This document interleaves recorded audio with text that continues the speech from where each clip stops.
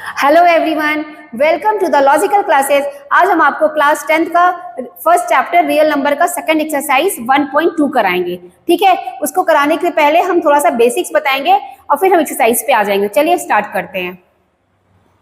देखिए, जैसे real number, सब चैप्टर का नाम ही क्या है, रियल नंबर। तो रियल नंबर को हम डिफाइन करेंगे। तो रियल नंबर रेशनल और इरेशनल से मिलके बनता है। सबसे पहले हम काम करते हैं रेशनल नंबर पे। ठीक है, तो रेशनल नंबर को हम रिप्रेजेंट कैसे करते हैं, पी बाई क्यू टाइप का, जहाँ पे P and Q, where P and Q are integer and Q is not equal to 0। साथ ही साथ P and Q are coprime. P and Q coprime का मतलब होता है पी और क्यू में कॉमन फैक्टर 1 होगा। यदि एग्जाम्पल लेना चाहे जैसे 15 बाई 16, तो 15 और 16 दोनों इंटीजर है, 16 नॉट इक्वल टू 0 है और साथ ही साथ इन दोनों में कॉमन फैक्टर 1 है। ठीक है, तो ये एक रेशनल नंबर तैयार हो जाएगा। तो रेशनल नंबर की बेसिक डेफिनेशन ये हुई। अब रेशनल नंबर को 2 नंबर में हम डिफाइन करते हैं, मतलब 2 टाइप में डिफाइन करते हैं। एक होता है टर्मिनेटिंग डेसिमल, एक non terminating but repeating decimal. Terminating decimal, देखो सारी चीजें जो भी हम यहाँ पढ़ाएंगे सब रिमाइंडर बेस्ड है। ठीक है, यदि हम क्यू से पी को डिवाइड करते हैं तो रिमाइंडर कैसा आएगा, 0 आएगा। जब 0 आएगा तो ये टर्मिनेटिंग डेसिमल हो जाएगा। और जब रिमाइंडर रिपीट करेगा तो ये non terminating but repeating decimal हो जाएगा। ठीक, देखो p बाई क्यू से हम डिफाइन करते हैं रेशनल नंबर को, तो टर्मिनेटिंग को भी ऐसे ही डिफाइन करेंगे। तो यहाँ पे बस q की खासियत होती है। तो पहली खासियत क्या है, q की या तो 2 का फैक्टर होगा या तो 5 का फैक्टर होगा या 2 और 5 दोनों का फैक्टर होगा, तभी ये टर्मिनेटिंग डेसिमल ऐसा नंबर क्या फॉर्म करेगा, टर्मिनेटिंग डेसिमल फॉर्म करेगा। कहने का मतलब जब इसको सॉल्व करने जाएंगे तो इसका रिमाइंडर कहीं ना कहीं जाके 0 हो जाएगा। इसका एग्जाम्पल कैसा है, 137/400, 25 बाई 16, 122 बाई 625।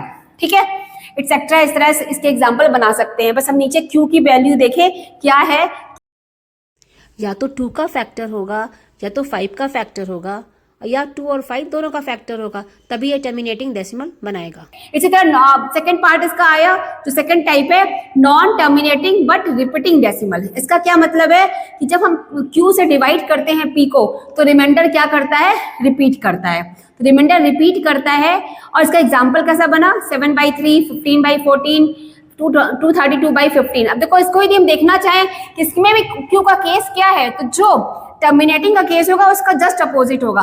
कहने का मतलब यहाँ पे हमारा जो होता है वो 2 और 5 हो, ठीक है, उसके साथ कोई और नंबर भी रहेगा, कोई और प्राइम नंबर भी रहता है नीचे, तो जिसकी वजह से ये कौन सा फॉर्म करता है number, non terminating but repeating decimal. ठीक है, तो मैंने यहाँ लिखा है कि p by Q type where q is not equal to 2 by 2 to the power m और is not equal to 5 to the power n, is not equal to 2 to the power m into 5 to the power n। कहने का मतलब exactly इसके form में नहीं लिख सकते, इसके साथ कुछ ना कुछ, मान लो ये है भी तो कोई दिक्कत नहीं है, इसके साथ कुछ और भी जुड़ा हो, नहीं भी है तो भी कोई दिक्कत नहीं, मतलब non terminating but repeating decimal बन जाएगा। ठीक है, अब हम बारी आती है हमारी इरेशनल नंबर की। चलिए देखिए, इरेशनल को हमने सिर्फ एक ही टाइप से डिफाइन किया, क्या, non terminating and non repeating number.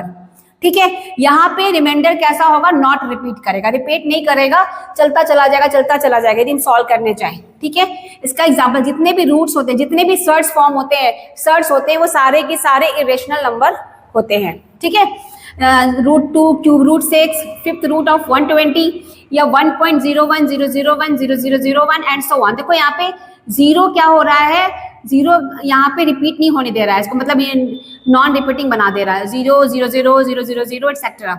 ठीक है, एंड नेक्स्ट एग्जांपल मैंने एक और लिखा है 37.012 0112 01112 एंड सो ऑन। तो इस तरह के जो नंबर्स होते हैं वो इरेशनल नंबर होते हैं। ठीक है, तो बेसिकली हम रेशनल इरेशनल आपको डिफाइन किया। अब हम सीधा आ जाते हैं इसके एक्सरसाइज में। ठीक है, और जो भी थ्योरम यूज होगा उसको वहीं पे हम बताएंगे। चलिए स्टार्ट करते हैं नेक्स्ट क्वेश्चन। चलिए अब हम एक्सरसाइज 1.2 स्टार्ट करते हैं। इसका पहला क्वेश्चन क्या है, √5 इज इरेशनल। ठीक है, इस तरह के क्वेश्चन को सॉल्व करने के लिए जो हमारा एजम्पशन चलेगा, कॉन्ट्रेरी एजम्पशन चलेगा। कॉन्ट्रेरी एजम्पशन का मतलब क्या होता है कि यदि हमें इरेशनल प्रूफ करना है तो हम इसका सपोजिशन लेंगे कि इट इज रेशनल। ठीक है, तो √5 रेशनल है, ऐसा एजम्पशन लेके चलेंगे और सॉल्व करेंगे। ठीक, तो देखो कैसे हमने किया है यहाँ पे, late us suppose on contrary √5 is rational. अब जब रैशनल इसको मान लिया है तो पूरा जो वर्क करेंगे हम रैशनल की जैसा वर्क करेंगे, that is √5 is equal to P by Q type. भाई रैशनल नंबर ऐसा लिखा जाता है जहां पे Q नॉट इक्वल टू 0 है, P एंड Q आर को प्राइम है। ठीक है, अब इस Q का हम क्रॉस मल्टीप्लाई कर दिए √5 में, तो क्या मिल गया, √5Q is equal to P। Squaring both side, हमने स्क्वायरिंग कर दिया तो क्या आ गया, 5Q square is equal to P square. ठीक, अब देखो 5 एक प्राइम नंबर है और किसी स्क्वायर के साथ मल्टीप्लाई होकर P स्क्वायर के इक्वल हो रहा है, इसका मतलब कि 5 P स्क्वायर को डिवाइड करेगा, मतलब P स्क्वायर में 5 का फैक्टर होगा, तो 5 डिवाइड्स P स्क्वायर, तो 5 डिवाइड्स P होगा। हमारे पास एक थ्योरम है 1.2, वो है थ्योरम क्या, कि let P be a prime if P divides A square then P divides A where A is a positive integer। ठीक है, तो हमारी यहाँ पे कंडीशन बिल्कुल फुलफिल हो रही है। ठीक, तो 5 डिवाइड्स P आ गया। अब जब 5 डिवाइड्स P है, इसका मतलब P is divisible by 5। 5 divides P का मतलब होता है P इज डिविजिबल बाय 5। तो यहाँ पे क्या होगा, 10 P divided by 5 is equal to something R। हमने इसको से कर दिया, या सपोज कर दिया लेट। ठीक है, तो P की वैल्यू क्या आ जाएगी, 5R।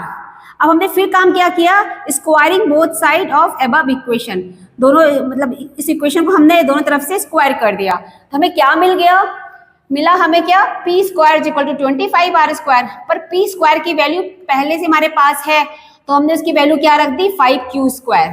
ठीक है, तो 5Q square is equal to 25R square, तो 5 से 25 कटेगा तो यहाँ बचेगा 5, तो फाइनली हमको मिल जाएगा Q square is equal to 5R square. ठीक है, तो अब यहाँ पे फिर वही काम बन गया कि 5 एक प्राइम नंबर है और उसका किसी स्क्वायर से मल्टीप्लाई कर रहे हैं, वो किसी स्क्वायर के इक्वल हो रहा है, तो 100% 5Q में होगा, या 5 का फैक्टर Q में होगा, Q स्क्वायर में होगा, तो 5 is divided by Q square, this implies 5 divides Q using theorem 1.2।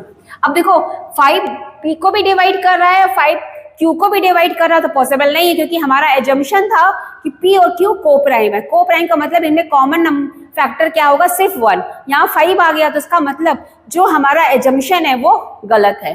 तो मैंने यहाँ पे लिखा but this is not possible because P and Q are coprime, दोनों को प्राइम है, thus our assumption is wrong, hence √5 is irrational number.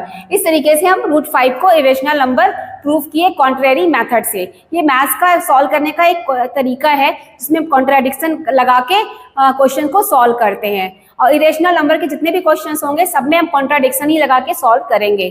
ठीक है, चलिए सेकंड क्वेश्चन पे आते हैं। सेकंड क्वेश्चन करते हैं, प्रूव दैट 3 + 2 √5 इज इरेशनल।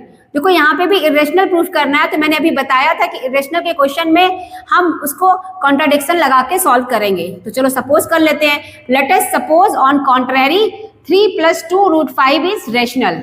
भाई रेशनल है तो P बाई Q टाइप का होगा, तो हमने लिख दिया कि that is 3 + √5 is P by Q where Q is not equal to 0 and P and Q are co-prime।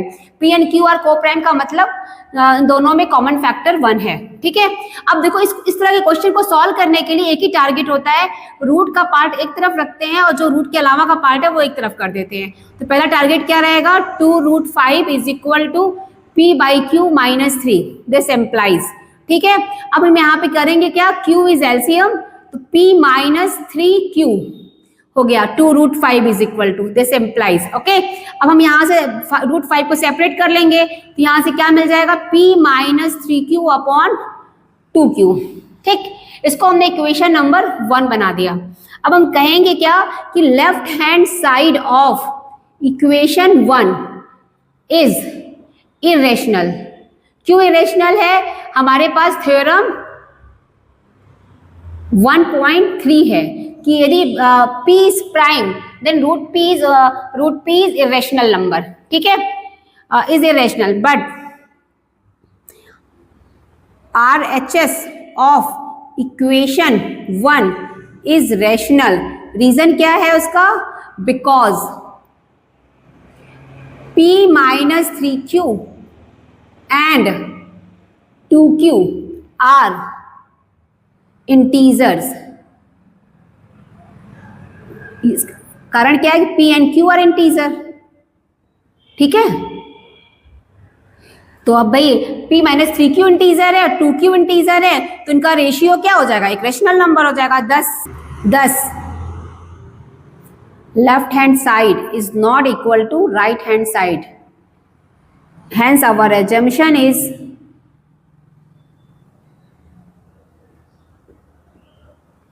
is wrong. This implies finally 3 plus 2 root 5 is irrational. ठीक, thus proof. इस तरीके से हम इसको प्रूफ कर लिए. अब आते हैं हम क्वेश्चन नंबर 3 का फर्स्ट पार्ट. सेम प्रूफ जाएगा उसका. चलिए अब हम थर्ड क्वेश्चन करते हैं. इसका फर्स्ट पार्ट क्या है? 1/√2 इज इरेशनल प्रूफ करना है. उसके लिए भी हम यहाँ पे कॉन्ट्राडिक्शन मेथड यूज करेंगे. Late us suppose on contrary 1/√2 is rational. ठीक है, तो भाई रेशनल है तो 1/√2 क्या लिखेंगे? p/q type, where q is not equal to 0 and p q are coprime. इसको इस तरह से भी रिप्रेजेंट करते हैं. ठीक है, p q is equal to 1.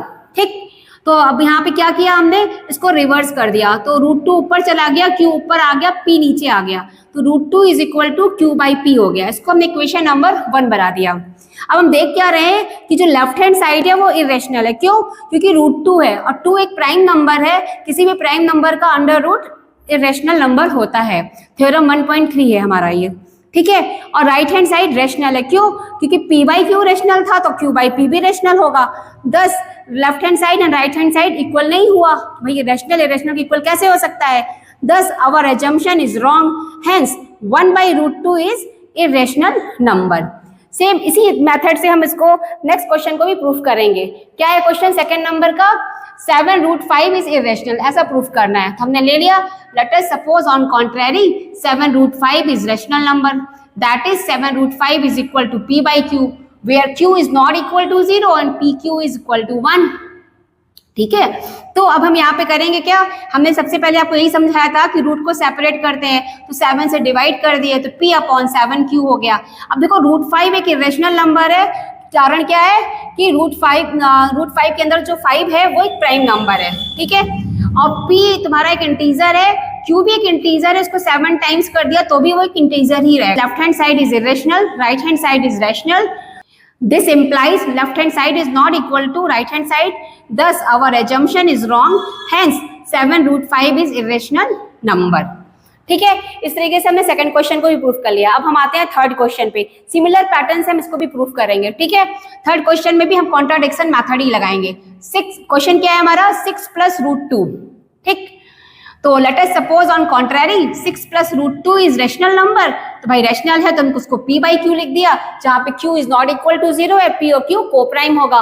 ठीक है, अब दिस इम्प्लाइज, देखो अब हमने यही बताया ना, रूट को सेपरेट करते हैं तो 6 यहाँ पे एक्स्ट्रा उसको उधर उठा ले गए, ट्रांसपोज किया तो -6 हो गया.